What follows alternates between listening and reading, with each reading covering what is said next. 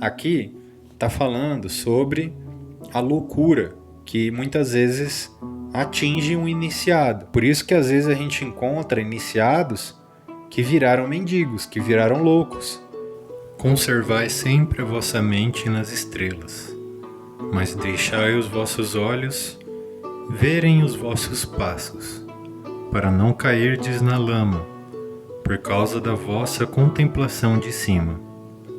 Lembrai-vos do paradoxo divino, que, ao mesmo tempo que o universo não existe, ele existe. Lembrai-vos sempre dos dois polos da verdade, o absoluto e o relativo, e tomai cuidado com as meias-verdades. Enquanto que para o todo infinito, o universo, as suas leis, as suas forças e a sua vida, os seus fenômenos, são como pensamentos presentes no estado de meditação ou sonho, para tudo o que é finito, o universo deve ser considerado como real, e a vida, a ação e o pensamento devem ser baseados nele, de modo a concordar com um preceito da verdade superior, cada qual concordando com seu próprio plano e suas leis. Se o todo imaginasse que o universo era a verdadeira realidade, desgraçado do universo, porque ele não poderia subir do inferior ao superior, que é a deificação. Então o universo ficaria fixo, e o progresso seria impossível. E se o homem, devido à falsa sabedoria, considerar as ações, vidas e pensamentos do universo como um mero sonho, semelhante aos seus próprios sonhos finitos, então ele o faz tão conveniente para si, e como um dormidor que está passeando, tropeça sempre num círculo vicioso, sem fazer progresso algum, sendo por fim despertado por uma queda terrível, proveniente das leis naturais que ele ignora. Aquilo que os hermetistas conhecem como a lei do paradoxo é um aspecto do princípio de polaridade. Os escritos herméticos estão cheios de referências ao aparecimento de paradoxos, na consideração dos problemas da vida e da existência. Os instrutores previnem constantemente os seus discípulos contra o erro de omitir o outro lado de cada questão. E as suas admoestações se referem particularmente aos problemas do absoluto e do relativo, que deixam perplexos os estudantes de filosofia e que causam muitas ideias e ações contrárias ao que é geralmente conhecido como senso comum. Nós prevenimos a todos os estudantes que fiquem certos de compreender o paradoxo divino do absoluto e do relativo, para não ficarem atolados na lama da meia-verdade. É para este fim que foi escrito esta lição particular. Aprendei-a bem. O primeiro pensamento que o homem pensador tem, depois que ele compreende bem a verdade que o universo é uma criação mental do todo, é que o universo e tudo o que ele contém é mera ilusão, irrealidade, ideia contra a qual seus instintos se revoltam. Contudo, esta, como todas as outras grandes verdades, pode ser considerada sobre os pontos de vista absoluto e relativo. Sob o ponto de vista absoluto, o universo comparado com o todo em si é de natureza de uma ilusão, de um sonho, de uma fantasmagoria. Sempre reconhecê-lo em nossas vistas ordinárias, porque falamos do mundo como um espetáculo transitório que vai e vem, nasce e morre, por causa do elemento de impermanência e mudança, limitação e insubstancialidade. Ideia esta que está em relação com a do universo criado, ao passo que contrasta com a ideia do todo. Filósofos, metafísicos, cientistas e teólogos, todos são concordes sobre este ponto, que é fundado em todas as formas de ideias filosóficas e religiosas, assim como nas teorias de respectivas escolas metafísicas e teológicas. Assim, as doutrinas herméticas não ensinam a insubstancialidade do universo com palavras mais altíssonas do que as que vos são familiares, mas apesar disso, seu modo de encarar o assunto parecerá uma coisa mais assustadora, uma coisa que tem um princípio e um fim. Pode ser considerada, em certo sentido, como irreal e não verdadeira. Conforme todas as escolas de pensamento, o universo está sob essa lei. No ponto de vista absoluto, nada há de real, a não ser o todo, que não pode ser realmente explicado. Ou o universo é criado da matéria, ou é uma criação mental na mente do todo. Ele é insubstancial, não duradouro, uma coisa de tempo, espaço e mobilidade. É necessário compreenderdes cabalmente isso, antes de passardes a examinar as concepções herméticas sobre a natureza mental do universo. Examinai cada uma das outras concepções, e vereis que elas não são verdadeiras. Mas o ponto de vista absoluto mostra só um lado do panorama, o outro lado é o relativo. A verdade absoluta foi definida como sendo as coisas como a mente de Deus as conhece, ao passo que a verdade relativa são as coisas como a mais elevada razão do homem as compreende. Assim, ao passo que para o todo o universo é irreal e ilusório, um simples sonho ou resultado de meditação, para as mentes finitas, que fazem parte deste mesmo universo e o observam através das suas faculdades, ele é verdadeiramente real, e assim deve ser considerado. Ao reconhecer o ponto de vista absoluto, não devemos cometer o erro de negar ou ignorar os fatos e fenômenos do universo, do modo como estes se apresentam a nossas faculdades. Lembremo-nos que não somos o todo. Para dar um exemplo familiar, todos reconhecemos que a matéria existe para os nossos sentidos, e estaríamos errados se não o reconhecêssemos. Mas sempre a nossa mente finita compreende a afirmação científica que, falando cientificamente, não há nada mais que a matéria. Aquilo que chamamos matéria é considerado como sendo simplesmente uma agregação de átomos, os quais são um grupo de unidades de forças chamadas elétrons ou íons, que estão em constante vibração e movimento circular. Batemos numa pedra e sentimos o baque. Parece ser uma coisa real, mas é simplesmente o que dissemos acima.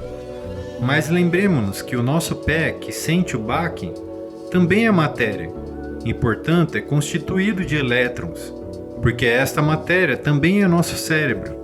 E para melhor dizer, se não fosse por causa da nossa mente, absolutamente não poderíamos reconhecer o pé ou a pedra. Assim, o ideal do artista ou escultor que ele tanto esforça para reproduzir na tela ou no mármore parece verdadeiramente real para ele. Assim, se produzem os caracteres na mente do autor ou dramaturgo, o qual procura expressá-los de modo que os outros o possam reconhecer. E se isso é verdade no caso da nossa mente finita, qual não será o grau de realidade nas imagens mentais criadas na mente do infinito? Ó amigos, para os mortais este universo de mentalidade é verdadeiramente real. É o único que sempre podemos conhecer, ainda que subamos de planos a planos cada vez mais elevados. Para conhecê-lo de outro modo, pela experiência atual, teríamos de ser o todo mesmo. É verdade que quanto mais alto nos elevamos na escala, alcançamos as proximidades da mente do Pai. As coisas mais visíveis tomam a natureza ilusória das coisas finitas. Mas antes que o todo nos retire em si a visão atual, não desaparece. Assim, não devemos viver acima das formas da ilusão. Desde que reconhecermos a natureza real do universo, procuremos compreender as suas leis mentais e nos esforcemos para empregá-las. para obtermos melhor resultado no nosso progresso através da vida, ao caminharmos de um plano a outro plano de existência. As leis do universo não são as pequenas leis férreas, por causa da sua natureza mental. Tudo, exceto o todo, é limitado por elas. Aquilo que está na mente infinita do todo é real, em grau relativo a esta mesma realidade que é revestida na natureza do todo. Não fiquemos, pois, incertos e atemorizados. Somos todos firmemente contidos na mente infinita do todo, e nada nos pode prejudicar e nos intimidar. Não há força fora do todo para agir sobre nós. Podemos, pois, ficar calmos e tranquilos. Há um mundo de conforto e tranquilidade nesta realização, depois de atingida. Então, calmos e tranquilos, repousaremos embalados no berço do abismo, ficando sem perigo no seio do oceano da mente infinita, que é o todo. No todo, movemo-nos, vivemos e teremos a nossa existência.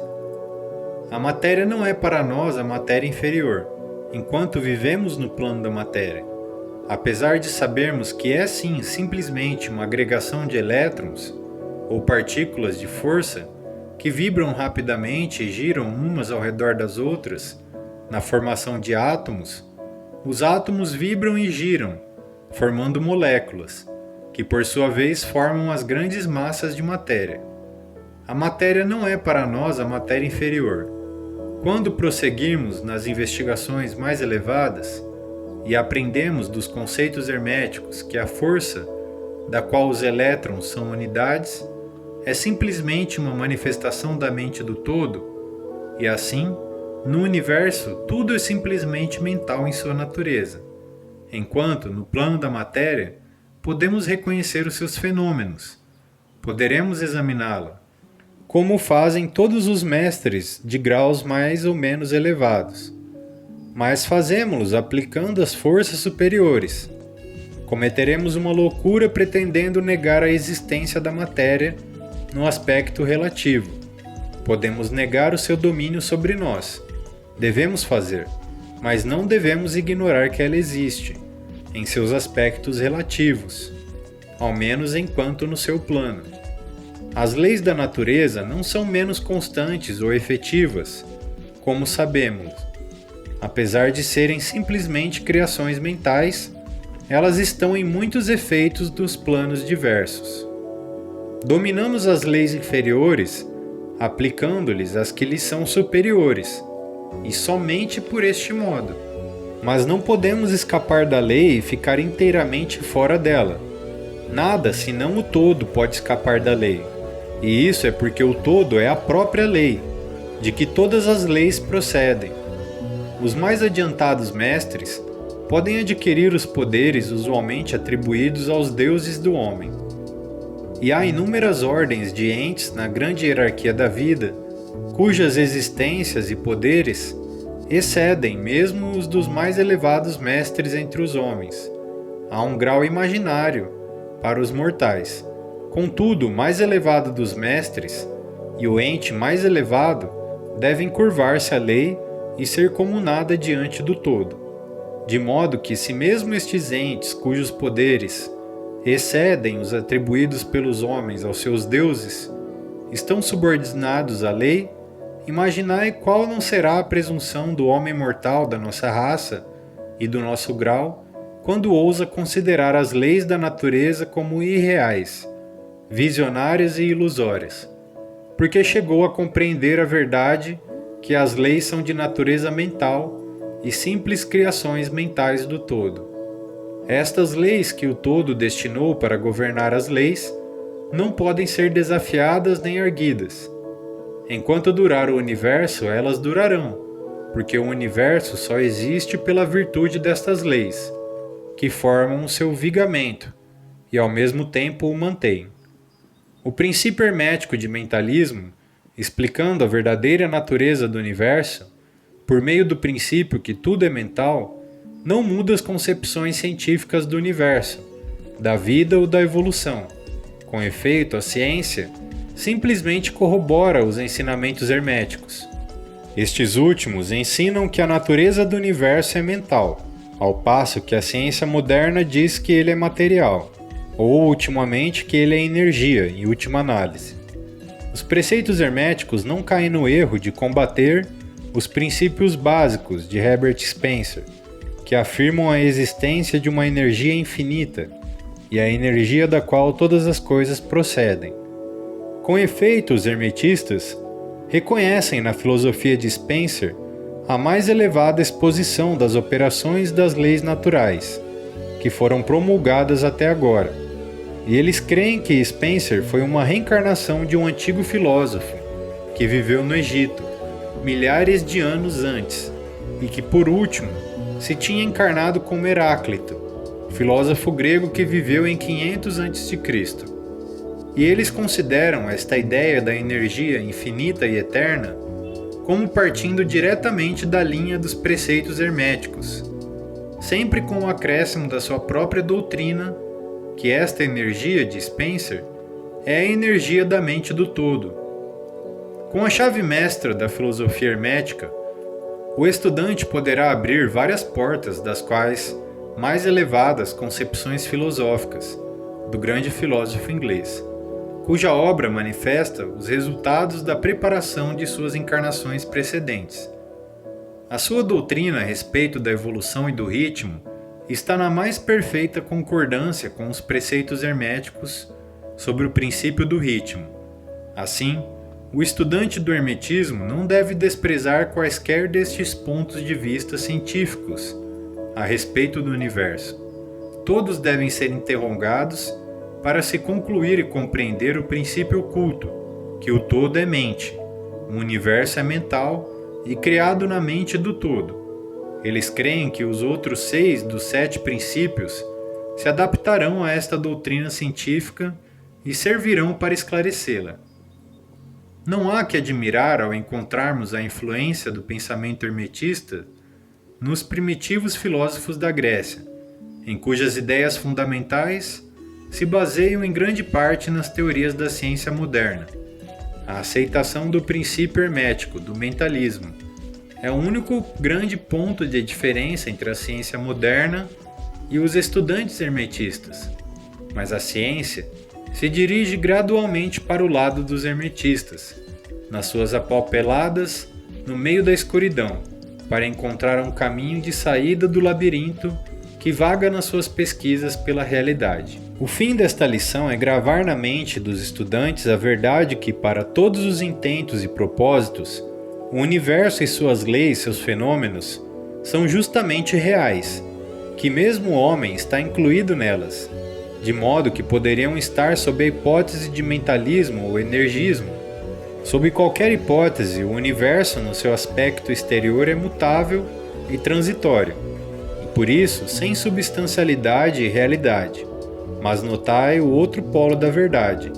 Sob qualquer das mesmas hipóteses, somos compelidos a agir e viver como se as coisas transitórias fossem reais e substanciais. Há sempre esta diferença entre as diversas hipóteses, que sob os velhos pontos de vista, o poder mental era ignorado como força natural, ao passo que sob o mentalismo, ele se torna uma grande força natural. Esta diferença revoluciona a vida daqueles que compreendem este princípio, as leis que dele resultam e as suas práticas. De modo que todos os estudantes devem compreender as vantagens do mentalismo e aprender a conhecer, usar e aplicar as leis que dele resultam. Mas não devem cair na tentação, como diz o Caibalion, domina os falsos sábios e os deixa hipnotizados pela aparente irrealidade das coisas, tendo como consequência eles andarem para trás como desvairados, vivendo num mundo de sonhos, ignorando o trabalho e a vida do homem, sendo o seu fim quebrarem-se contra as rochas e se despedaçarem pelos elementos, por causa da sua loucura. Em primeiro lugar vem o exemplo do sábio, que a mesma autoridade estabelece do modo seguinte: ele emprega a lei contra as leis, o superior contra o inferior, e pela arte da alquimia transmuta o que é desagradável no que é agradável, e deste modo triunfa. Seguindo a autoridade, combatamos também a falsa sabedoria, que é uma loucura, que ignora a verdade. O domínio não consiste em visões e sonhos anormais, em vida e imaginações fantásticas, mas sim no emprego das forças superiores contra as inferiores, escapando assim das penas dos planos inferiores pela vibração nos superiores. Lembrai-vos sempre, estudantes, que a transmutação não é uma presunçosa degeneração, mas sim a arma ofensiva do mestre. As citações acima são do Caibalion e são dignas de serem conservadas na memória do estudante. Nós não vivemos num mundo de sonhos, mas sim num universo que, enquanto relativo, é real tanto quanto as nossas vidas, e ações são interessadas. A nossa ocupação no universo não é negar a sua existência, mas sim viver empregando as leis para nos elevarmos do inferior ao superior, fazendo o melhor que podemos sob as circunstâncias que aparecem a cada dia, e vivendo tanto quanto é possível para as nossas ideias elevadas e os nossos ideais. O verdadeiro fim da vida não é o conhecido pelo homem neste plano. As maiores autoridades e a nossa própria intuição dizem-nos que não cometeremos erro vivendo do melhor modo que pudermos, e segundo a tendência universal, no mesmo ponto, apesar das aparentes evidências em contrário. Todos estamos no caminho, e a estrada que conduz sempre para cima, deixando muitos lugares para trás. Lede a mensagem do Caibalion e segue o exemplo do sábio, fugindo do erro do falso sábio, que aparece por causa da sua loucura. E a mensagem é essa: os falsos sábios, reconhecendo a irrealidade comparativa do universo, imaginaram que podiam transgredir as suas leis. Estes tais são vãos e presunçosos loucos. Eles se quebram na rocha e são feitos em pedaços pelos elementos, por causa da sua loucura. O verdadeiro sábio, conhecendo a natureza do universo, emprega a lei contra as leis, a superior contra a inferior, e pela arte da alquimia, transmuta aquilo que é desagradável naquilo que é agradável, e deste modo triunfa. O domínio não consiste em sonhos anormais, em visões, em vida e imaginações fantásticas, mas sim no emprego das forças superiores contra as inferiores, escapando assim das penas dos planos inferiores pela vibração nos superiores. A transmutação não é uma denegação presunçosa, é a arma ofensiva do mestre, ou Caibalion. Bom, pessoal, agora eu vou dar uma explicação aqui, uma breve explicação sobre esse trecho que eu li do livro Caibalion. Aqui está falando sobre a loucura que muitas vezes atinge um iniciado, tá? Por isso que às vezes a gente encontra iniciados que viraram mendigos, que viraram loucos. Por quê? Porque depois de conhecer a verdade ou experienciar por algum momento a verdade da não materialidade, eles não conseguem mais viver na sociedade. E o que essa mensagem aqui desse capítulo está trazendo para nós é que, por mais que nós temos a nossa parte em comunhão com o todo, por mais que nós temos a nossa consciência, que é a parte do todo, e nós somos em parte o todo, nós também estamos experienciando a materialidade, o fazer parte do universo que o todo criou. Então é nesse ponto que a gente não pode negligenciar. Por exemplo, o imaginismo. Realmente, ao imaginar, nós estamos atuando como todo, co-criando aquilo que a gente quer experimentar.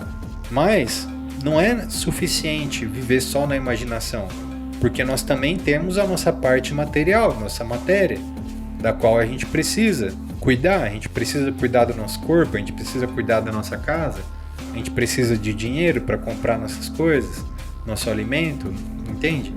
Por exemplo, esse desprender da materialidade, ele ocorre com o tempo. Eu vou usar como exemplo aqui a prática do jejum. Quando eu comecei a praticar o jejum, a minha necessidade, eu era muito atrelado à fisicalidade, à matéria. Então, se eu ficasse sem tomar café da manhã, eu já achava que estava passando mal, achava que precisava comer, estava me sentindo fraco e etc. Depois de muitos anos avançando na prática do jejum, fui fazendo jejuns cada vez mais longos. Hoje em dia eu faço jejum de quase 24 horas, eu só como uma vez por dia. Raramente às vezes que eu como mais de uma vez por dia. E isso não me impede de trabalhar, de praticar atividades físicas, não sinto fraqueza, não interfere em nada. Mas foi um progresso que eu fiz. Eu já cheguei a fazer jejum de 4 dias e não me afetou. Mas isso é um progresso. Se lá no começo eu tentasse fazer um jejum de 4 dias, provavelmente eu iria parar no hospital. Então, por exemplo, por mais que a gente sabe que o todo é mental, o todo, no universo que ele criou, o qual você faz parte e está experienciando agora como individualização, tem a lei da gravidade. Então, se você pegar e pular de um prédio, você vai se esborrachar lá embaixo. Porque é muito real, o prédio, a matéria, o seu corpo é real. Então, é isso que esse capítulo está tentando nos dizer. Que aqui, o que está querendo dizer aqui? O que Buda explicou em outras palavras, que a gente tem que seguir o caminho do meio. Então, o mestre, por exemplo, ele transmuta situações, né, inferiores através da conexão com vibrações superiores. Mas, por exemplo, se você está ali e um leão está vindo te comer, por exemplo, está vindo te atacar, um leão faminto está vindo na sua direção, no meio da selva, você tem que correr, subir numa árvore, você tem que salvar a sua vida. Não adianta você sentar no chão e imaginar o leão não é real. Ele é real sim, naquele momento ele é muito real. O seu corpo também é real. Então, esse cuidado que o Kybalion está tendo aqui é para prevenir a loucura que dá, a loucura da iluminação. E é por isso que quando a gente começa a praticar, demora um tempo até a sua visão se abrir para você enxergar realmente a não materialidade das coisas.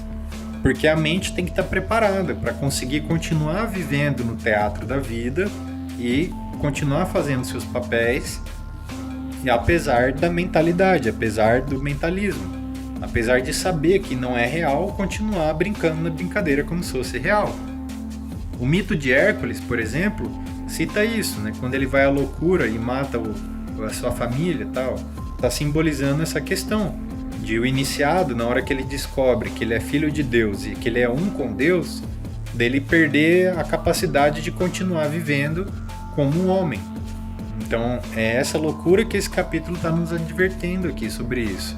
Que não é porque a gente entendeu que o todo é mental que a gente não faz mais parte da matéria. Por enquanto. Enquanto, à medida que você vai subindo de níveis, você vai até criar um universo para sua conta própria, com as suas próprias leis. Mas hoje, enquanto você está aqui nessa dimensão, você está sob as leis desse universo, que foi criado por outra mente superior à sua, mais elevada que a sua, que já está mais unificada com o todo. Então nós temos que respeitar essas leis, né? Cuidar do nosso corpo e etc.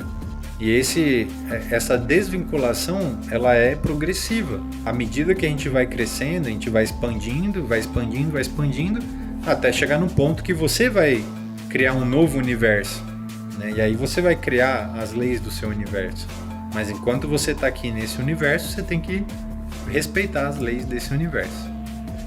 Se você gostou do vídeo, clique aí, deixe seu like, comenta aqui comigo, interage para que a gente possa criar mais conteúdos mais assertivos aí, de acordo com quem está me assistindo também.